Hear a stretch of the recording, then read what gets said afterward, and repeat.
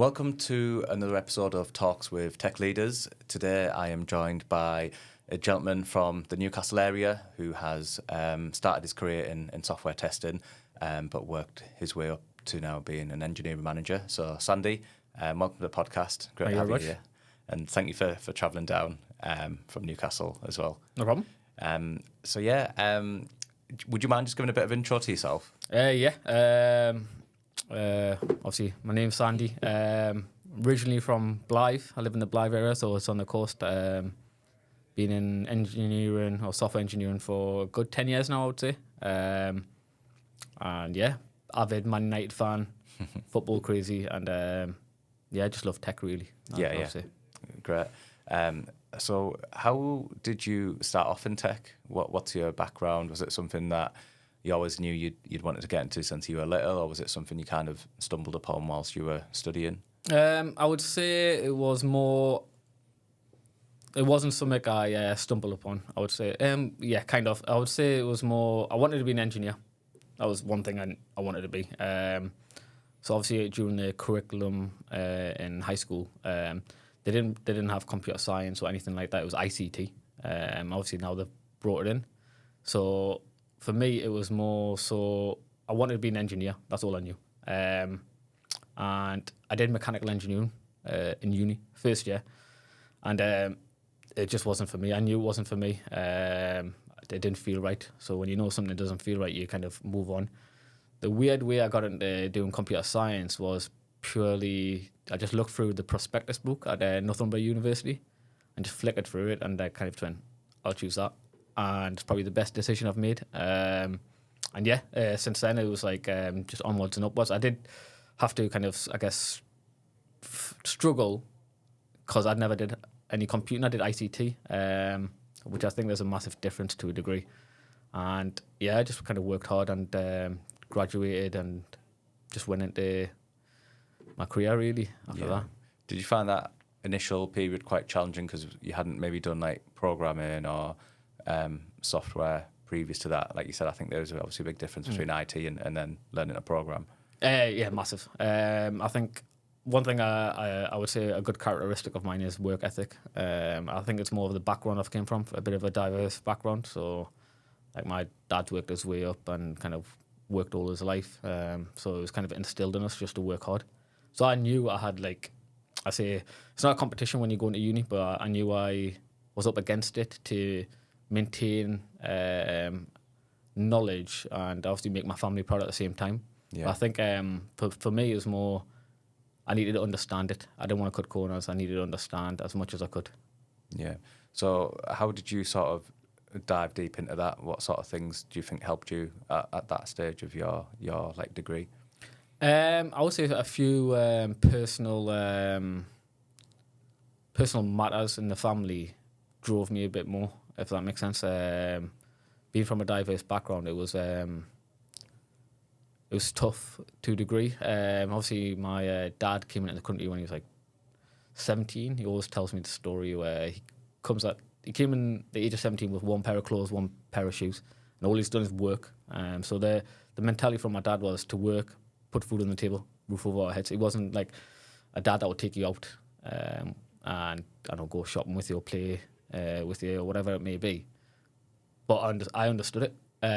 But obviously when times came, we obviously had a few businesses as a family, and but I got in a bit of a financial difficulty. And whilst at uni, I think it was my second year, we had a few businesses, and the family needed my help. And also at the same time, my only grandmother that I've seen died in the same year. So I took a kind of a gap year from uni to help my family as well as deal with the loss of my grandma.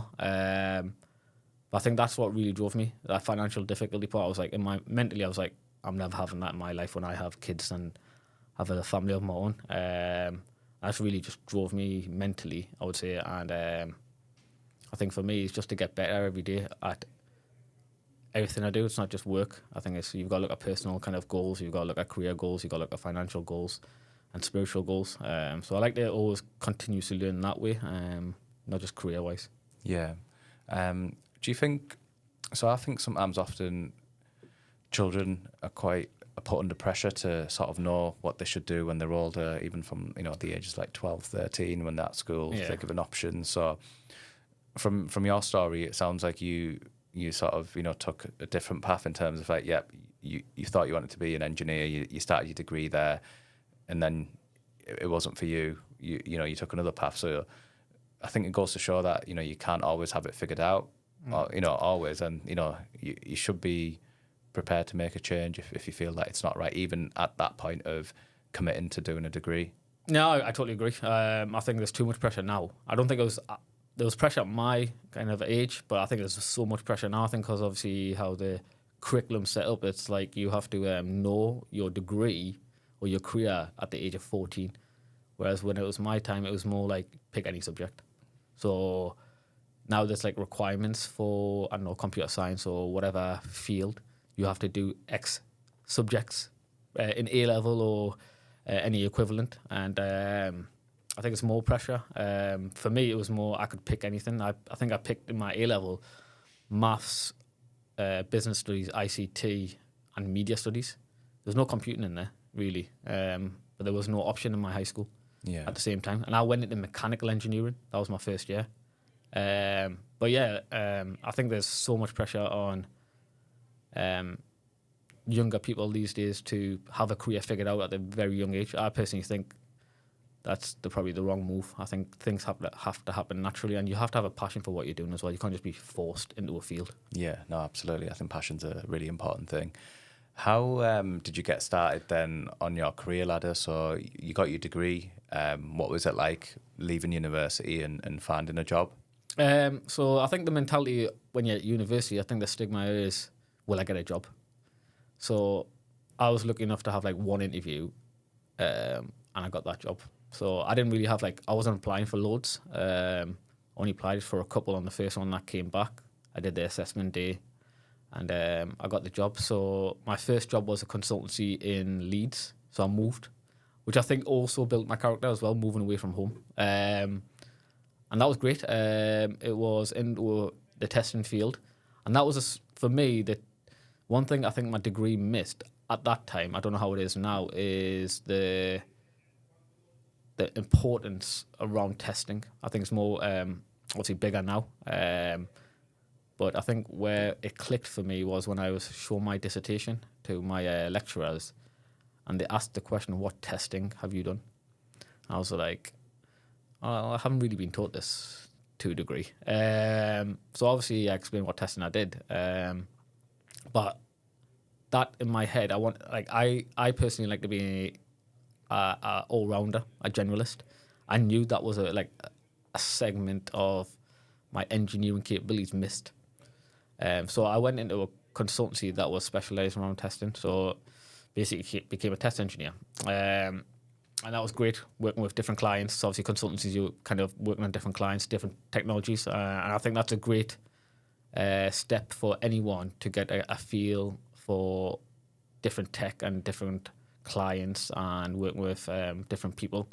And for me, it was a fantastic step personally. And that's how I started testing. And I love testing personally. I think it's a different mentality, really. And yeah, it was, for me, it's very important as well. I think testing can be shunned a bit in a software engineering kind of cycle. I think it's very much important that you should have quality, and quality should be around for everyone, not just a specific person. A test engineer should be product owners, should be engineering, software engineers, everyone, personally. Yeah.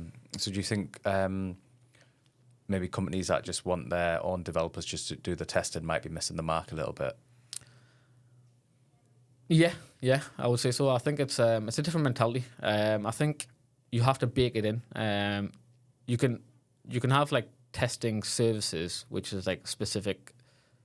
People do the testing. For me, though, it's more. You have to have. You got to know what good testing is. There's no point building a product if it's not engineered around quality as well. Because at the end of the day, what you're going to do is build tech debt, or it's going to break down the line, and then it's going to cost you more time, more money from a business point of view. So for me personally, you've just got to bake it into everyone's mentality that testing is everyone's process as well, and quality is everyone's gain as well. Yeah. How long have you been in? How long have you been in your software career now? From the start, from that consultancy? I think we're at, I want to say roughly 10 years now. Yeah. 10 years. Yeah, it's been a bit of a journey. Like. Yeah. Yeah. And then from there, did you move on to another consultancy, or were you working for like more in-house or like a SaaS type company? For me, I kind of missed home.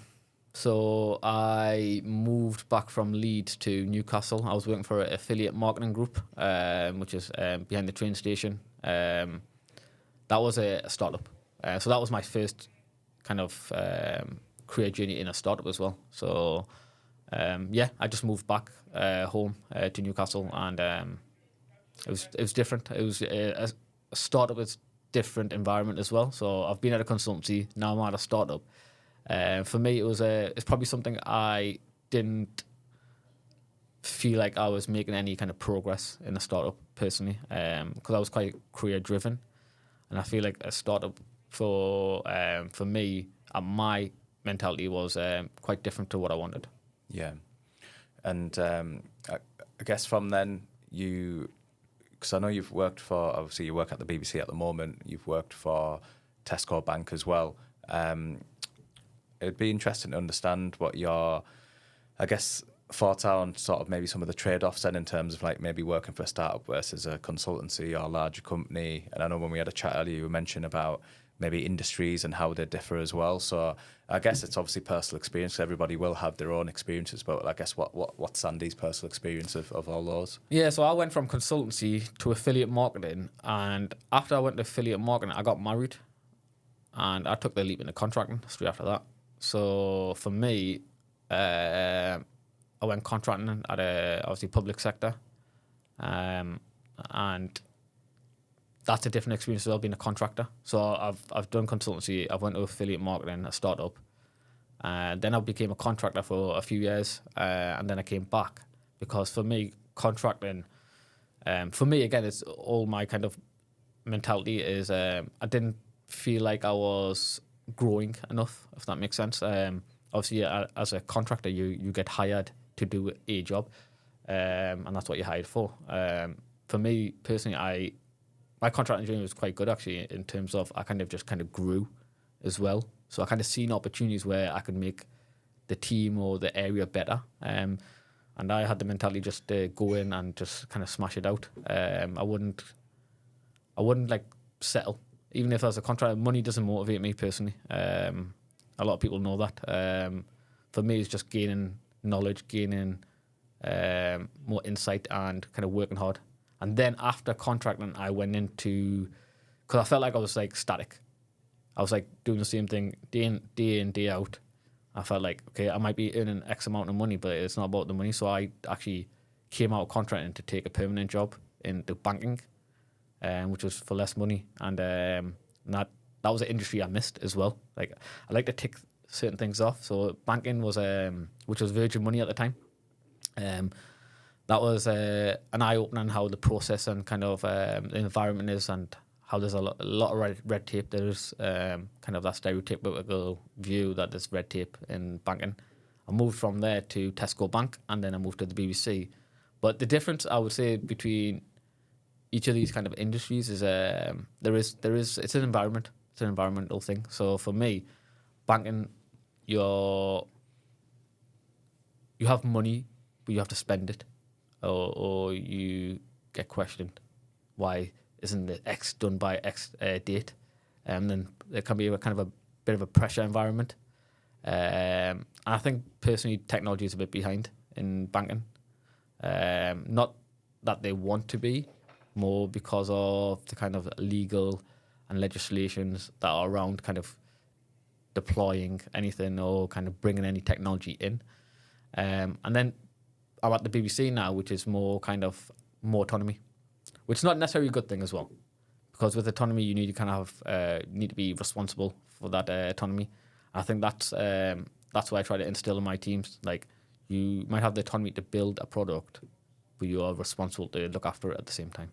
Yeah, I think with banking, another thing that I found is that there's because of like the vast amount of customers and legislation and everything like that, that's why it does move a bit slow. And I feel like if they've got systems that work, they almost can't afford to like break those systems because they'll just be too much. I mean, even if a bank goes off for like half a day, I think there was something in the news last month saying that, you know, certain banks hadn't paid like on payday, but it was only delayed for a few hours. But those 3 hours are like critical. So I think I can understand that. It's an impact, isn't it? Really, it's impact on customers with banking. For example, if you're downloading anything open source, you're potentially bringing vulnerabilities in.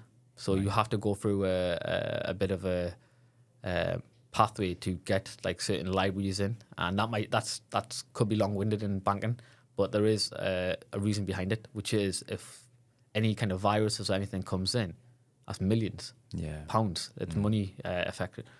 Whereas if you're like at the BBC, for example, I'm not saying we can't download anything, but what I'm saying is it's easier because you got to look at the impact on audiences as well. And with banking, there's money involved, so it's heavy stuff. If money goes missing and someone hacks the system, it's heavy consequence. So one thing I wanted to ask you about, because I do remember, I think we've been connected on LinkedIn for a while, so I do remember you contracting, maybe speaking to you at the time.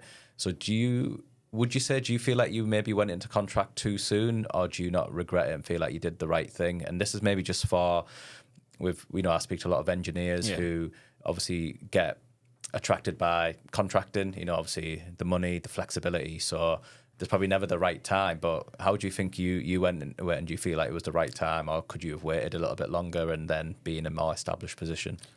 No, I think every decision I've made in my career has been a bit of a strategic move. For me, I know how much I've worked hard, and I know how my ability, and I know you've got to take risks and to step out your comfort zone. And there's a saying I live by, which is be comfortable being uncomfortable, be uncomfortable being comfortable. And for me, contracting at a time when I just got married a month before was uncomfortable. So I always step out my uncomfortable kind of comfortable zone to do these kind of things. So I don't think there's a right or wrong time. I think it's what your mindset is. If you're money motivated, great. If you're if you want that flexibility, great. For me, it was a period where it was trying different industries and being establishing a bit more money, as well as making sure I've done it, kind of thing. I've done contracting. I know how it works. But then essentially for me, it was I've got to grow my career, and I had to step out of it because I didn't think I would be as knowledgeable or as marketable going forward. Yeah.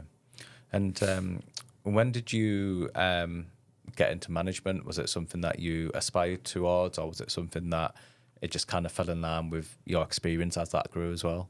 I think it took me about probably like 7 to 10 years to work out what I think I'm good at and what I get kind of self-satisfaction from. For me, and people will tell you this, I like to help people. Personally and career-wise, that is what makes me happy. And obviously, life events has made me think about kind of what I want to do and what I want to be and who I want to be remembered by. So, as a I guess a line manager at the minute, the way I would say my management style is, I prefer the word leader. I'm more of a leader than manager. Titles are titles for me, but I like to lead from the front and make sure that I'm a protector and a provider for my team, and I'm the same at home as well. So I protect my family and provide. So when it comes to management in IT, it's more protecting them from politics, for example, and then providing opportunities. So growing 2 tech hubs now, which is Tesco Bank and BBC, and obviously Tesco Bank was with other colleagues, and BBC I have a bit more autonomy, has been fantastic. And for me, I've just kind of worked out from, I guess, last January where I nearly died. Wow. That was probably a massive moment in my kind of life, and mentally kind of said, you know, it's time to not be afraid to do things that you've been putting off. Example will be this. Yeah. I don't like being on camera. I don't really be social media heavy. Meetups is another thing. Mentoring. I've always wanted to mentor engineers. I mentor a couple of engineers outside of work as well. And just kind of growing myself and growing the things I would be uncomfortable with to being comfortable with, if that makes sense. Yeah. Can you share what happened? Yeah. I joined the BBC on January 9th last year. 1 week after joining, January 15th on the night, I went to my sister's house and obviously family gathering, food and everything. Came back and I was thrown up in the bathroom toilet. And when I know my body, so when I'm throwing up, I know something wrong because I don't throw up. And it was just kind of like red blood that was coming out. And that was going into like the 16th of January, which is early mornings of a Monday. And I can kind of remember all the dates as well. But what happened was obviously I went into A&E and obviously it's long wait times there and they kind of sent me home with their painkillers. That was it. I can't remember going home either. But that same day, later on that day, my wife took me in. And I could have died 3 times, the surgeon said. So my wife took me in and kind of demanded a CT scan. If my wife didn't take me in that day, the surgeon has said you would have died that day. Wow. And that's 1 week after joining the BBC. I kind of went missing. Can't remember even messaging my boss at the time. Yeah, of course. Yeah. And then from there, it was more... They had the checks and stuff like that. But they did... I think, I don't know if the hospitals have a rule where we'll only do 3 operations max or 3 of everything. So they did a keyhole surgery. That didn't work, so that's 1 operation done. They found the issue. I'll tell you the issue afterwards as well. The second operation they didn't work. The third operation worked, but it put me in a coma, in an induced coma. And that, for me, like, I'll never forget that purely because of the hallucinations. I thought like when I woke up, after I woke up properly, I thought that was death. Like, that's how death felt like, personally. But again, that was a third attempt. If that third attempt of surgery didn't work, that's death number 2. But it put me in an induced coma. Again, so they were trying to wake me up. They're only going to try 3 times. First time didn't work, I was going into shock. Second time didn't work, I was going into shock. Third time, last try as well, it worked, and I woke up from that on the third try. It was quite serious where when I woke up, because family were like all over the world were like, I guess basically planning for my death. But my wife did a very clever thing. My wife came in every day. When she went home, she wouldn't tell the actual detail to my family because of how emotional or hysterical family members can be if they knew how serious it was. Yeah. And obviously, at the time, I've got 2 kids as well, which was a serious wake-up call. So my 2 kids at the time of that event would have been 2 and 6 months. My daughter would have been 2, my son would have been 6 months. So my wife could be a widow, essentially. But yeah, I woke up and I was obviously on the sick for like 6 weeks. But that period of being in the hospital was like 2 weeks. It felt like a lifetime, but the hallucinations I would never forget. And then I went back into work really like mid-March. So that's when I really started my BBC career. Yeah, because you're already there a week and then this incident happened. Just went missing. It was crazy. BBC were great though. They sent gifts and they looked after me in that terms. And I was just itching to get back to work. But obviously there was complications. The issue in the end was I had a bit of tissue in my bowel that twisted. So that kind of stopped food from being digested and just coming out of my mouth. And I had, in the end, 55 centimeters of my bowel taken off. Is there after effects? Yes. At the time, there was loads. My toilet wasn't the best. I still have a few complications now, but it's much better than what it was a year ago. But that event really kind of drove doing podcasts, doing meetups, and mentoring engineers, and just kind of driving my career and stop being comfortable in where I was, if that makes sense. It's now like just doing stuff that I would never do. For example, personally as well, like I would put off, like I'm obviously a Muslim, I'll put off going to like Umrah. Yeah. That's booked now for October. Because obviously, religiously, it's like, oh, I'm not mentally ready kind of thing. Yeah. I was like, what am I waiting for here? Like, Yeah. I might die tomorrow for all I know. Yeah. Anything I do work wise, financial wise, it's all for my kids now because I don't know what's going to happen tomorrow. So the mentality is, don't live for tomorrow. Kind of just grasp the day now for me. Yeah. Oh man, I didn't even know. Seriously. Yeah, no, definitely. I think it's made me. I think for me, my life is always based around triggers.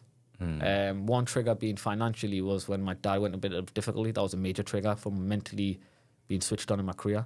And this trigger is more kind of now making me step out my comfort zone on a lot of things. Yeah, I guess the safety's off a little bit by that then, isn't it? Where, you know, you want to be uncomfortable, you want to sort of get out there because, you know, alhamdulillah, you know, you've been given a new lease of life, you know, essentially there. So you can be there for your family as well. So, yeah, it's heavy stuff, man. But, honestly, it's great to see you today. I mean, you know, obviously meeting you today, looking at you, I wouldn't have even, you know, wouldn't have thought that you've been through such, like, you know, in the past year. No, I think when I woke up, is knowing that I've got 2 young kids. Like, I've always wanted to be a dad as well. Like, and obviously being, I guess, in the family, because I look after my parents as well at the same time, and I've got a lot of responsibilities as a person. And knowing that I'm kind of the breadwinner, what's going to happen? What could have happened to them? Yeah. With all the responsibility, I look after all the bills, everything. What could have happened to them?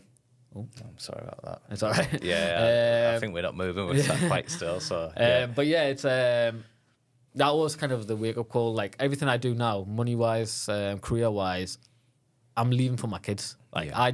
I'm not a material person. I wear the same stuff all the time, really. But financial reasons, I need to ensure that my kids are looked after if I wasn't here. Yeah. And that's where kind of my drive is just to better my life, better my career, better myself, but leave it to my kids and my wife. Yeah. No, that's great. No, definitely. So you started off at BBC, you know, like you said, it was a bit of obviously a rocky start in that sense. Yeah. Did you start there as the manager to create the tech hub there? Was that your role as you went in on as well? So you had responsibilities for other staff as you joined? Yeah, I would say so. I think obviously BBC they have the big kind of space on Barrack Road next to St James's Park. That's always been there. I think they've always wanted to grow a tech hub there, but obviously COVID came along and a few issues came along. But I was really hired to kind of grow the engineering out of the office in Newcastle, and that gave me kind of a good autonomy. And how to do that and how to plan that, because obviously I had previous experience at Tesco Bank, working with my former colleagues doing that, but it was different. I think the BBC was really going to allow me to do what I think was necessary to make sure BBC's name is in the Northeast in terms of tech wise. Yeah. So the way I went about it is really obviously initially there was a small amount of engineers before I started, and I just looked at how would you grow the presence of a company in an area around technology when they haven't really been known for that in that area. They've been known for the radio and the broadcasting side of things. So I kind of split it up. Okay, so we need some internal initiatives, and then also we need some external initiatives. And what we did with my colleagues is, I think one thing I did was kind of start it, but like delegated it, because I think I don't want to be the single point of failure. If I had to look after everything, I kind of oversee everything now and allow my BBC colleagues to have an opportunity to lead a few things. So the 4 initiatives we have is obviously internally we have socials. As a community, you need to have that. We have show and tells internally as well. And then I thought, okay, so we need to make a name for ourselves from a profile point of view in the Northeast. And we also need to give back as well. So they're the 2 things that was missing. So what we do is the BBC Tech Hub meetup. So that's like the community side of things, making sure people know we're here, and obviously talking about tech and whatever it may be around tech. But the other thing I like as that I wanted to bring in is giving back. So what we've done recently since April has been a code club, and one of my a few of my colleagues who's helped me set it up went about how to pick a school from a code club aspect. I think we wanted to pick a school that would probably be a lot of diversity in there, a lot of diversity that come from different backgrounds, and probably not the best backgrounds as well, because that will give them opportunity to learn. I've done that before at Leeds in my first job, and I think you get great satisfaction from seeing what impact you could have on, I guess, a poorer environment. For me, we wanted to make sure we give all kids and from different backgrounds an opportunity. So we do that. So we have a few initiatives: the Techo Meetup and the Code Club. Will there be more? Potentially, but I think at this minute we have to grow that out and mature that, which it is maturing now, and just keep building on bringing engineers into the BBC with the fantastic space we've got. So the BBC have created an incredible space, and we just keep hiring different engineers, really, because BBC is very much diverse in the products as well, and how they do things and how the autonomies are set up, which is fantastic. And the tech for me is fantastic. The autonomy around tech, and one of the best places I've worked around technology, and staying up with technology. I think that's a thing as well in the industry where people want to stay ahead of the game, and I think BBC kind of epitomizes that for me from a tech point of view. Yeah. Okay. Great.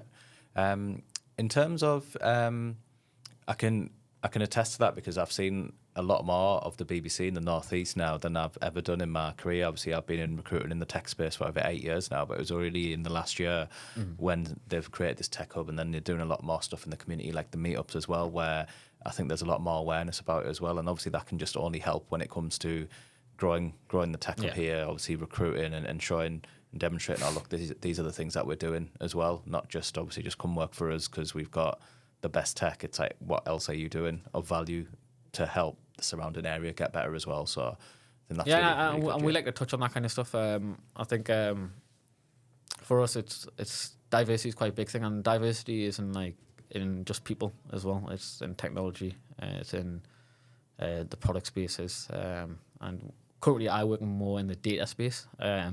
But that's not all the teams. Every team is like different and what they do and what they're achieving. But yeah, I think it's incredible. So it's incredible in a way that I think it's a big name, household name, BBC. But the way you have autonomy and the way you have the products, it's you can make a real impact. The thing I would say is autonomy can be one thing, but you have to have also kind of accountability and responsibility to match with it. You can't just go off and do what you want, which can happen if you have autonomy. So I kind of try to ensure that we instill some kind of responsibility and accountability within the engineers to look after products as well at the same time. Yeah. What would you say your leadership style is? You know, lead from the front. Yeah. It's always going to be that. I play a lot of football as well. That's one thing I missed when I was recovering from the operation. Not being on the pitch. I think that was mentally tough in the first couple of months because I couldn't play football. But I would say lead from the front. I'm the same on the football pitch as well. Same in the house as well. I like to take responsibility on myself to be the person that people come to or people go to, but also I would protect where I need to as well and provide opportunities. I just like seeing people grow. To be fair, it's I think it's obviously the operation that happened last year for me. What do I want to be known as, and what do I want to ensure that I leave behind if anything was to happen? It's just like I like seeing people grow in terms of their career, in terms of anything I can help with personally, or anything really. Like I think to want to be known that I've left an impact on someone's career in the right positive manner, not essentially a negative manner. But it's also I'm also learning as well. I will also make mistakes. I'm not the most perfect, but learning never stops, and I just keep growing from that. Yeah. Have you sought out any mentors or done any sort of additional learning to help you manage and lead people? Yeah, I think it's I would say it's very important to have some kind of mentor or coach. I do it myself. I also kind of stepped out, by the way, to do professionally as well to a degree. So but I think it's very important to have a mentor and coach. You might need them for, I don't know, X amount of time, or you might need them for a longer period. For me, I had it very early in my career at the consultancy I started in Leeds. And now I have one inside the BBC. I don't have one externally at the minute. But I think it helps you think of where you don't have answers. I think we're all we can all give answers to people who want advice, but we can't take it ourselves until it's told to us. So I'm the same with that. I might know the answer, but until I'm told by someone else, I won't really take it in as much. So yeah, I don't have one at the minute in terms of externally, but internally I do have one. I think it's important to get different kind of perspectives on the questions and different kind of variation in what to think about. Yeah. Are you able to talk a little bit about the mentoring you do? Yeah.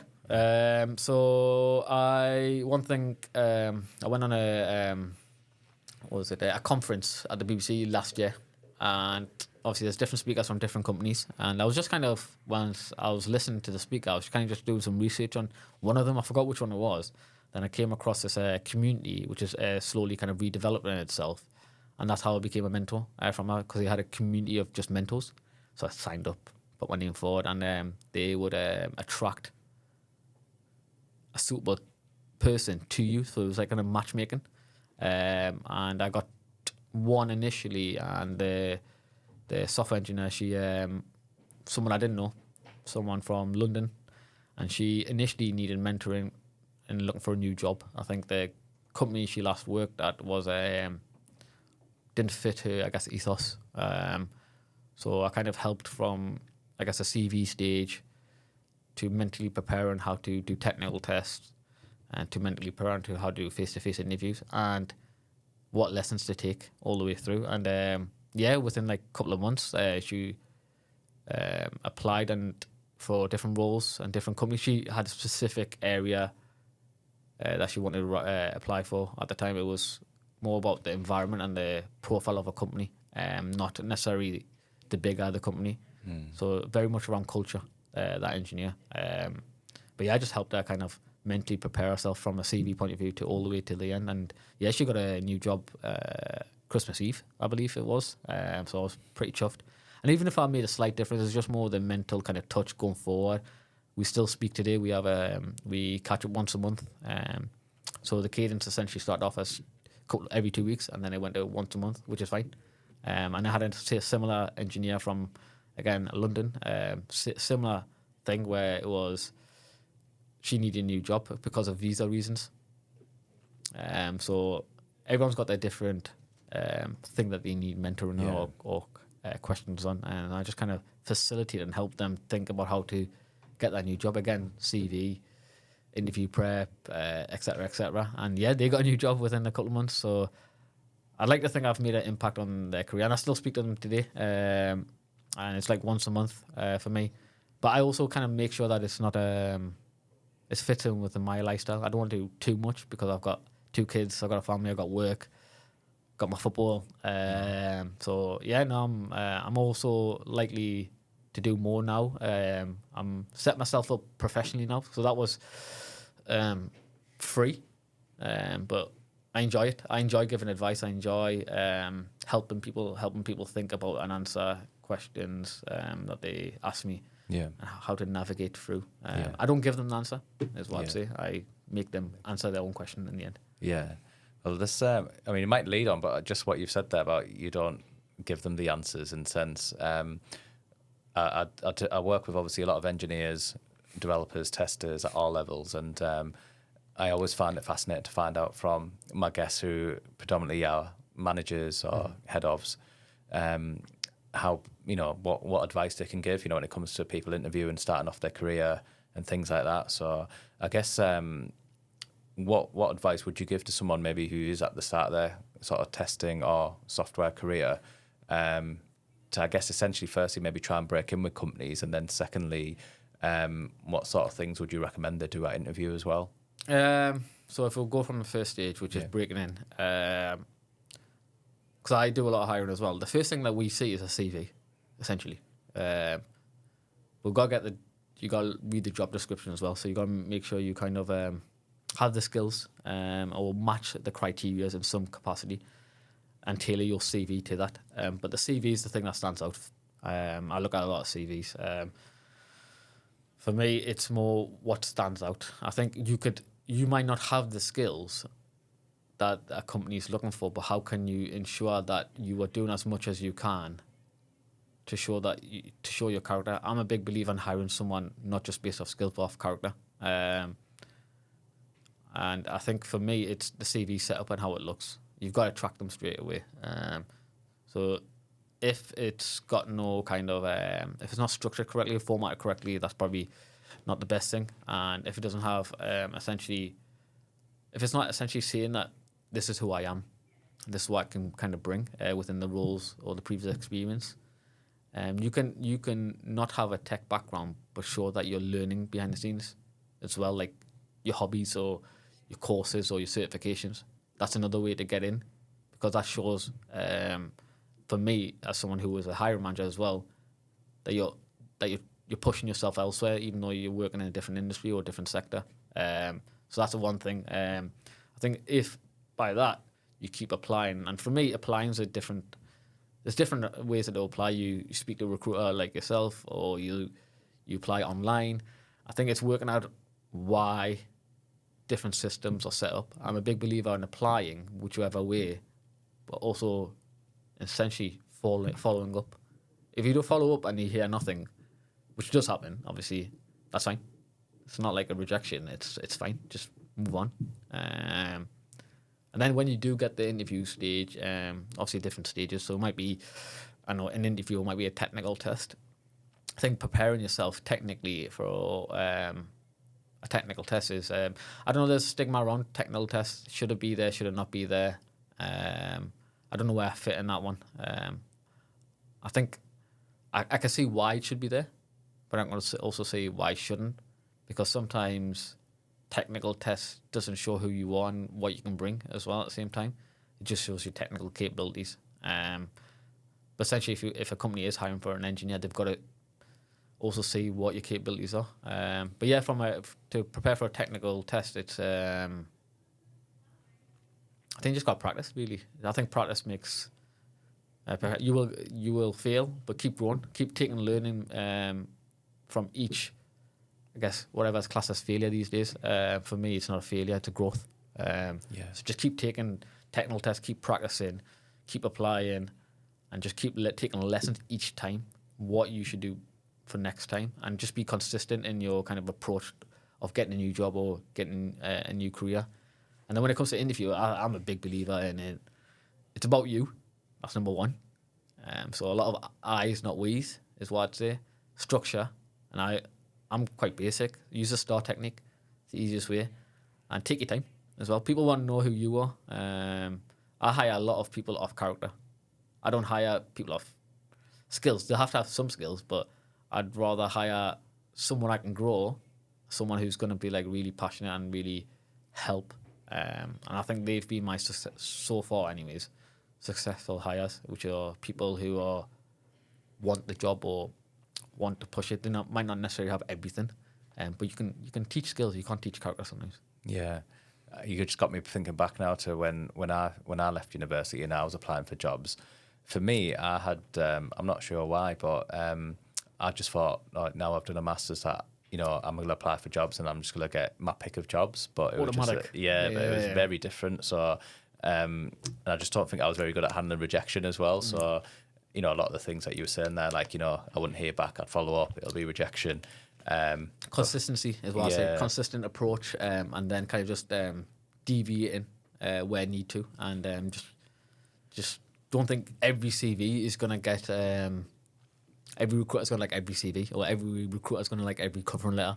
You've got to tailor it, and that's how it's a system. It's a system at the end of the day, and how do you play the game?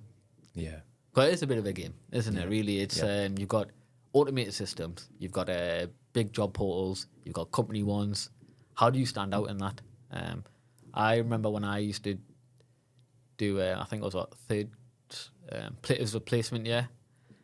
I used to ensure I find whatever company I'm applying for and research into them to put my covering letter in some capacity and why I'm interested. But it's all about kind of how do you approach it and where are you applying. So if you're applying through LinkedIn, how do you stand out that way? If you're applying through personally, how do you stand out that way? If you're applying through, the big job sites like JobSite or CW Jobs or Indeed, how do you stand out that way? So you've got to tailor your approach each way and just follow up. And if you don't hear anything, you don't hear anything. Just move on. That's what I would say. I don't think it's rejection. I think it's just be persistent and consistent in you and just tailor certain approaches all the way. Yeah.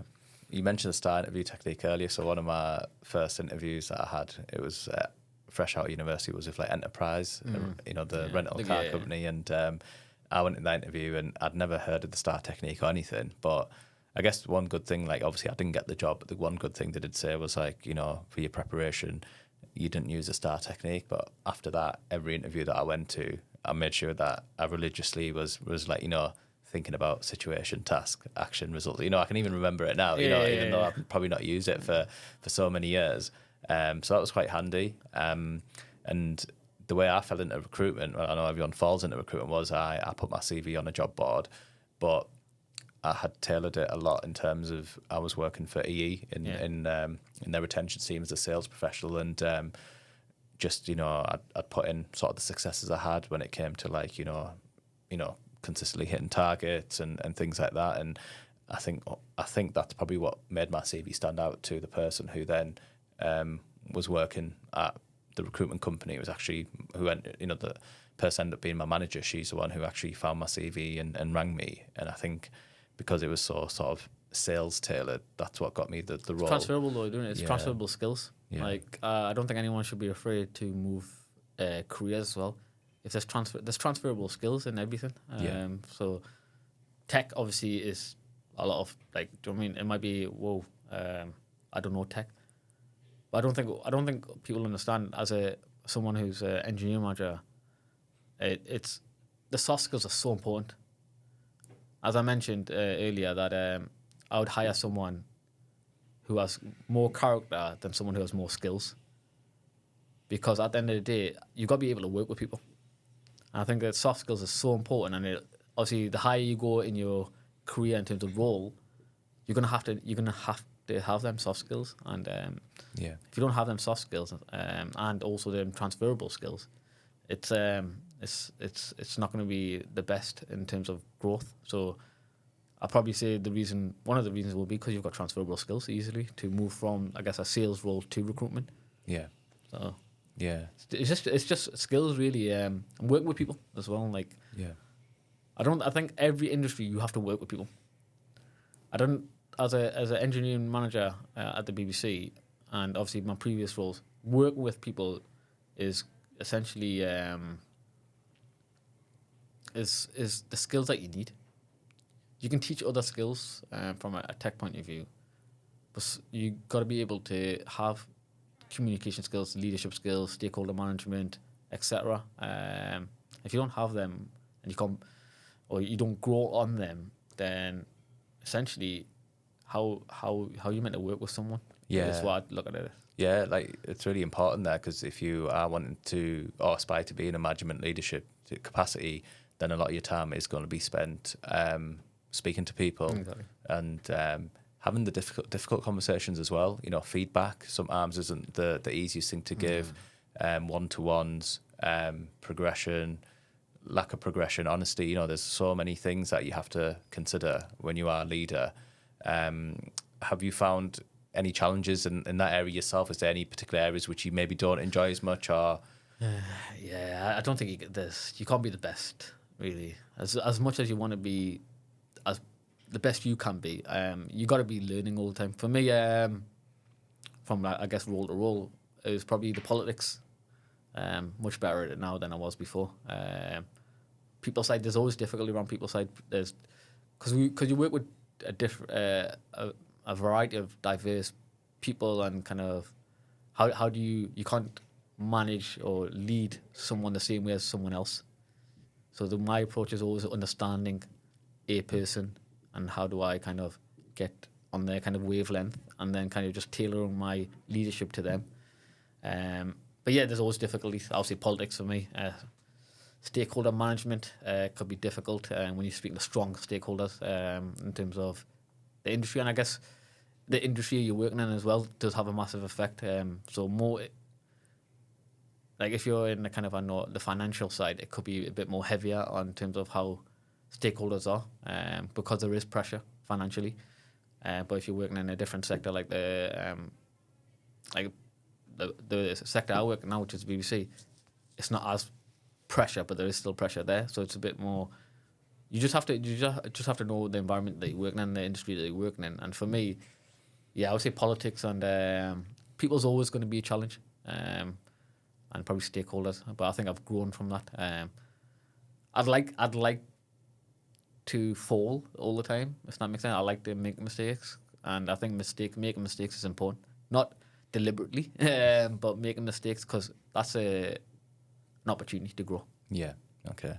I kind of went away from my interview questions, so back to management. But again, the mistakes is quite a nice segment to lead into again, because one of my questions I usually like to ask is like, what are the common like mistakes or pitfalls you see, candidates do at interview or test stage that then you feel like how could they like avoid them? Have a bit of confidence about you. It is a bit of you are sure that you want the job. I think for me, one of the biggest pitfalls is using we a lot for some reason. I know you've worked with people or something, but I want to hear what you've done and what impact you've had and how did you feel. So keywords like we and I is probably a common one at an interview stage. What else would I say? Structure. Again, it depends on the questions obviously as well, but having some structure to your answering, taking time,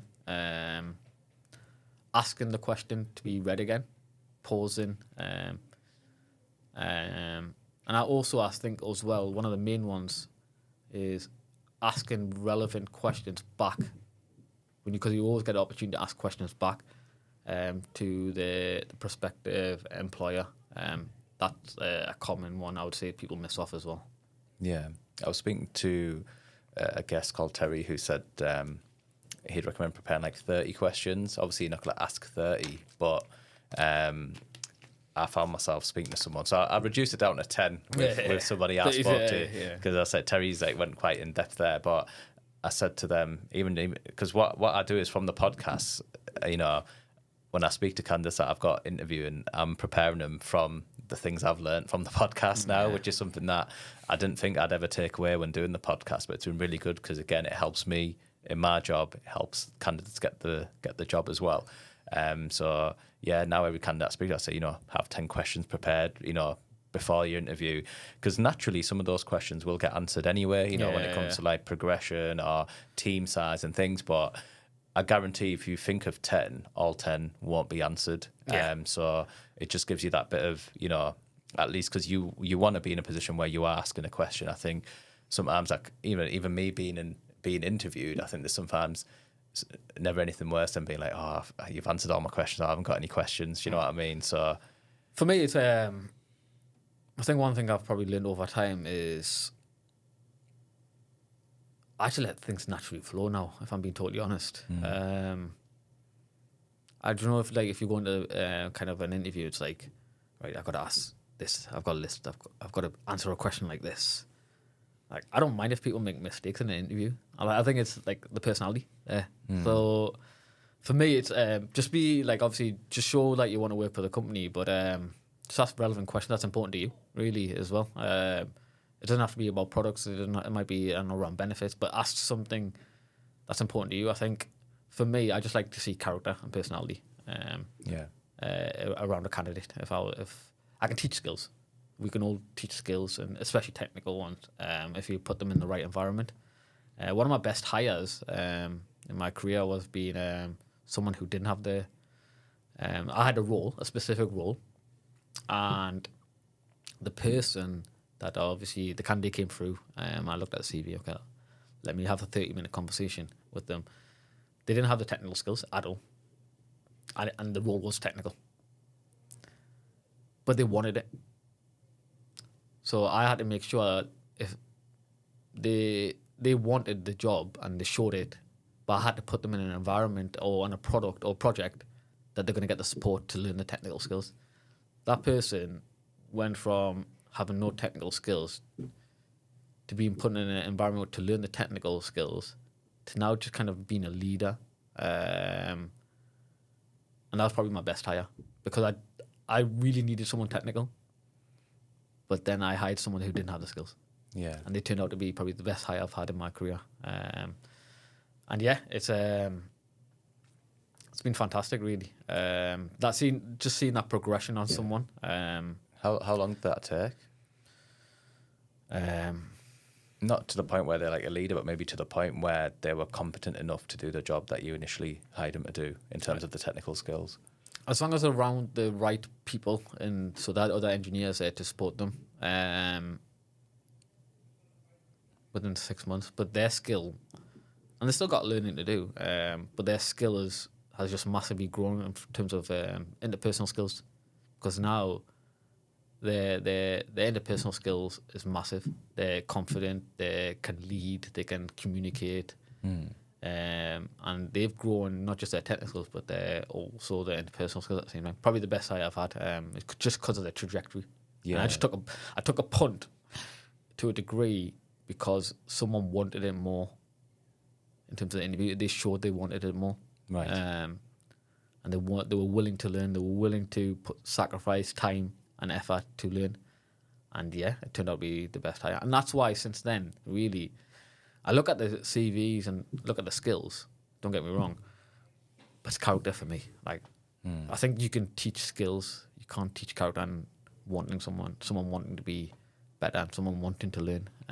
So yeah, I wouldn't be afraid of anyone who thinks they haven't got the skills. I would say just show that you want it as well. How would you recommend someone alongside learning at work to like learn skills? Because obviously there's so many different avenues in software now. We've got like Pluralsight, places like that. Do you think that people need to be doing that outside of work as well to get ahead? Or I know some companies do offer development time as well. So do you think like development time is important, but also maybe pick it up and trying to learn things outside of work can be helpful as well? Yeah, for me, I guess from my early start, I learned after work. I don't know, I had a real passion at the time. Udemy was big for me. I'm a big fan of Udemy. I just like how it's like kind of the interface and the kind of Amazon look on it when you can pick like 4 stars or 5 stars, etc. And the fact that you can learn whilst also taking in the theory side of things at the same time. Because I'm a visual learner, so my learning style is that I have to be doing it to be learning it. I think it's important to carve time, because you might not necessarily get it in during work. It depends on the environment. For example, at the BBC, we have 10% time, which is fantastic, where every engineer every 2 weeks has 10%, which is like a day every 2 weeks to learn. Whether it's technical, whether it's interpersonal, you have an opportunity to learn. And we have like different sites, like I think we have Pluralsight and LinkedIn Learning, etc. But I think it's important to improve, because I don't think you can learn everything on your day-to-day job, and just carve out time. I think it's important for companies also to give that time as well for engineers to learn. Not necessarily kind of just learning on the job. I think learning on the job's hard, depending on the environment, because pressure's on some places. But if you don't give engineers the time to learn, then how are you going to retain them as well? Because learning's a big... a lot of candidates want to be progressing or learning, and if you can't carve that time out to, suit the business outcomes, you might not retain the staff that you need, and you're just going to be churning staff. I think the BBC has, for example, BBC has a good retention in terms of people, because you have to think about the people that you're working with and carving out time to learn. I went to reInvent in Vegas in November, and that was fantastic. But that helped me with my learning as well.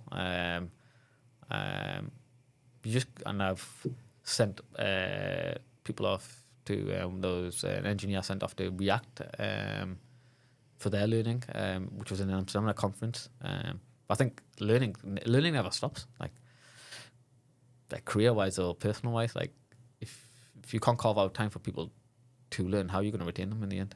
Is what I'd say. Yeah, no, I agree completely. So, I think I just think like if companies want to retain staff, you gotta listen to them, and a lot of it is letting them learn.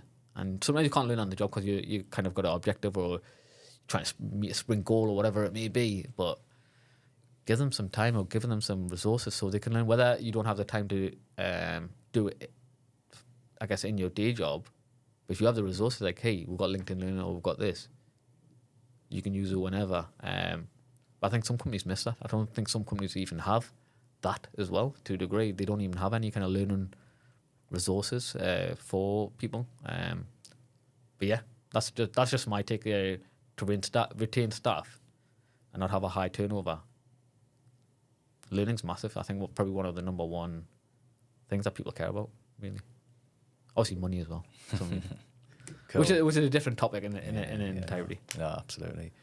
So you've talked about like diversity in technology and diversity in people a lot with the companies you've worked in. So I just thought I'd get your thoughts on diversity. Obviously you mentioned you come from. I mean, maybe the listeners won't know, but you come from a Bangladeshi background. Yeah. I'm Pakistani myself. Yeah. So like, obviously we maybe sometimes diversity to us is quite important, but working in the industries and the companies that you're in, what do you think of diversity and how important do you think it is in the workplace? I think it's massive, really, isn't it? You want to have diversity not just in people or grow a diverse kind of culture. You also wanted to have in knowledge and skills and experiences. I think, and having the environment, which is more inclusion, to be able to have that. It's just different thinking, different background. Like, I wouldn't be where I am if I didn't have the background I've got. Personally, that's what I think. Because I came from a diverse background. I think personally, just with sharing that, though, I need to share it with others. Like, this is what I've done. This, and if you keep sharing your diverse thoughts or diverse opinions, and making sure there's an environment to have that accepted, that should be fine. But I think companies could do with that a bit more. I'm not saying have it kind of rammed down your throat or anything like that. I think it's more like just have that environment to do it, because I think it's important, because you look at the engineering workforce out there, it's diverse. So you've got to have an acceptance for diverse thoughts and diverse opinions and diverse skills. But I think the biggest thing that's missed from that is having the environment to do that in. And I think that's where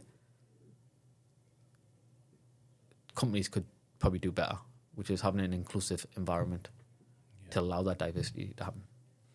What do you think could be done better?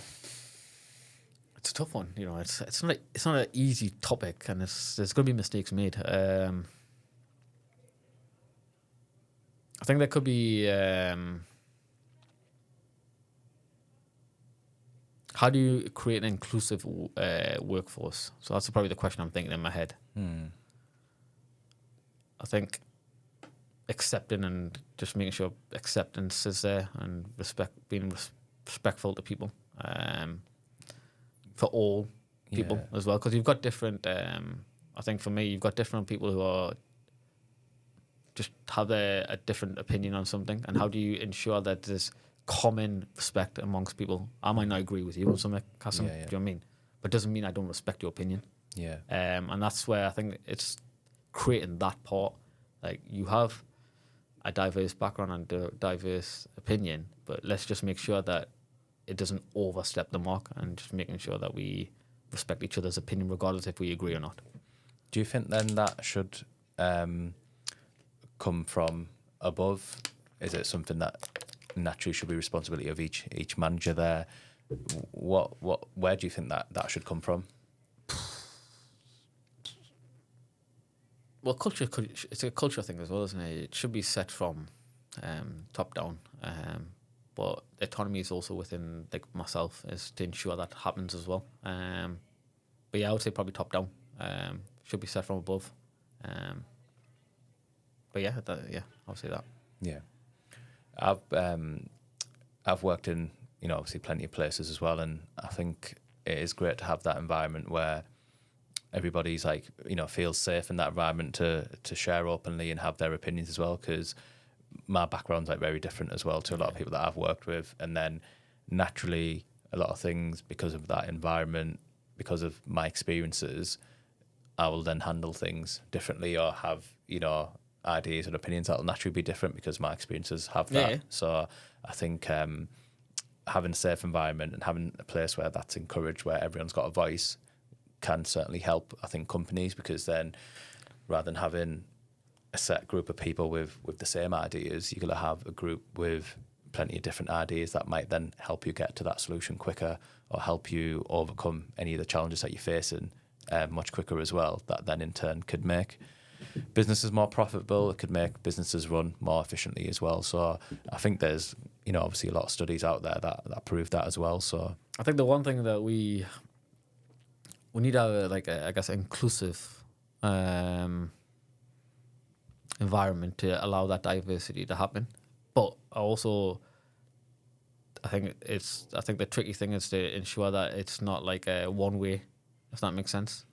I think you want diversity, but you also, I think the main thing is people just got to respect each other's opinions as well. And you can't have, I guess, one opinion outweighing the other opinion, if that makes sense. And it's very tricky. And that's, I'm talking about even from a company level as well. Like, you can't have like the company's values or whatever maybe outweighing, I guess, someone else's values. So it's very tricky. It's a very tricky area, and I think I don't think you can get it right as well all the time. But no, I totally agree. Like, you need diverse backgrounds because you're gonna get diverse answers and diverse ways of doing things, and it might turn out to be more efficient and cost effective. But yeah, no, I totally believe in diverse backgrounds, but I also believe that to do that, you need to have an inclusive space and inclusive environment. I think that's from different people as well. They need to be diverse but inclusive, but necessarily the main thing is just respect someone's opinion. Yeah, 100%.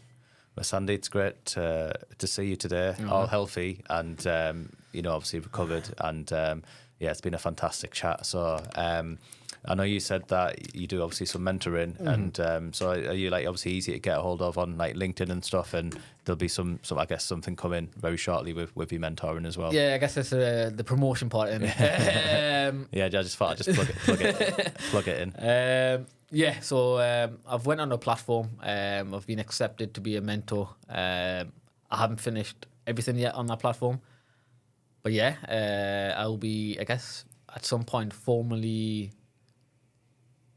taking mentors on. Obviously, I'll keep it to a limit because I already mentored 2 people already. But if you want to get mentored by myself or coached, I'm here.